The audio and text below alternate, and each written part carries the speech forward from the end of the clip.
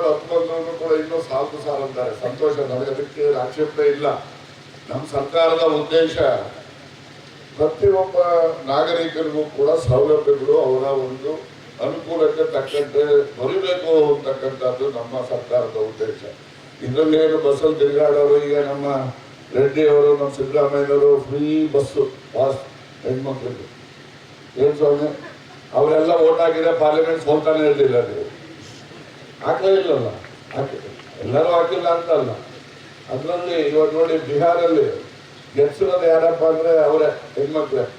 ರಾತ್ರಿ ನಾನು ಮೋದಿಯವ್ರ ಭಾಷಣ ಕೇಳ್ತಾ ಇದ್ದೆ.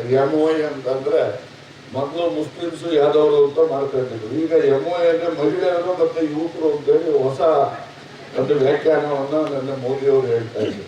ಹಾಗಾಗಿ ಮಹಿಳೆಯರು ಏನಿದ್ದಾರೆ ಅವರಿಗೆ ನಮ್ಮ ಸರ್ಕಾರದಲ್ಲಿ ಕೊಟ್ಟಷ್ಟು ಬೆನಿಫಿಟ್ಸ್ ಯಾರಿಗೂ ಕೊಟ್ಟರು.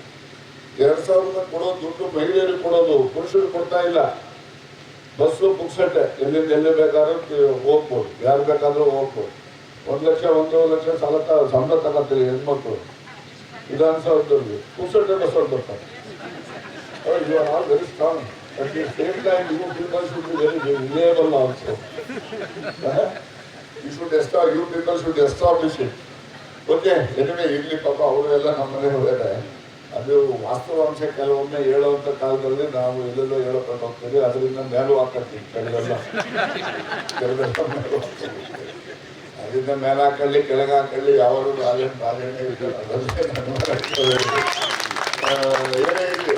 ಆದರೆ ನಮ್ಮ ಸರ್ಕಾರ ಅಧಿಕಾರಕ್ಕೆ ಸನ್ಮಾನ್ಯ ಸಿದ್ದರಾಮಯ್ಯವರ ನೇತೃತ್ವದಲ್ಲಿ, ಅದರಲ್ಲೂ ಸಾರಿಗೆ ಇಲಾಖೆ ಸನ್ಮಾನ್ಯ ರಾಮಲಿಂಗಾರೆಡ್ಡಿ ಅವರ ನೇತೃತ್ವದಲ್ಲಿ ಕೆಲಸ ಮಾಡ್ತಕ್ಕಂಥ ಸಂದರ್ಭದಲ್ಲಿ ನಾವು ಇಷ್ಟೆಲ್ಲ ಅನುಕೂಲಗಳನ್ನು ಗ್ರಾಮೀಣ ಭಾಗದ ಜನರಿಗೆ ಮಾಡ್ತಕ್ಕಂಥದ್ದು, ಮತ್ತು ವಿಶೇಷವಾಗಿ ಮಹಿಳೆಯರ ಜೊತೆಯಲ್ಲಿ ವಿದ್ಯಾಭ್ಯಾಸ ಮಾಡ್ತಕ್ಕಂಥ ಮಕ್ಕಳಿಗೂ ಅಷ್ಟೇ. ಇವತ್ತು ಎಲ್ಲ ಮಕ್ಕಳು ಕೂಡ ಪುಸ್ತಕ ಬಸ್ಸಲ್ಲಿ ಬರ್ತಾರೆ, ಕಾಸಿಂದಲೂ ಬರ್ತಾರೆ, ಇಲ್ಲಿಯಲ್ಲೂ ಬರ್ತಾರೆ. ಕಾಸಿಂದ ಬಂದದ್ದು ಸರಿ ಇಲ್ಲ ಕಾನೂನು ಪ್ರಕಾರ. ಆದರೂ ಕೂಡ ಗ್ರಾಮೀಣ ಭಾಗದಲ್ಲಿರ್ತಕ್ಕಂಥ ಮಕ್ಕಳು ವಿದ್ಯಾವಂತರು ಆಗಬೇಕು ಅಂತಕ್ಕಂಥ ದೃಷ್ಟಿನಲ್ಲಿ ಅಂತಹ ನಿಯಮಗಳನ್ನ ಎಲ್ಲವನ್ನೂ ಕೂಡ ಸಡಿಲ ಮಾಡ್ತಕ್ಕಂಥದ್ದು ಕೂಡ ಈ ಸಂದರ್ಭದಲ್ಲಿ ಆಗಿದೆ ಅಂತಕ್ಕಂಥದ್ದು.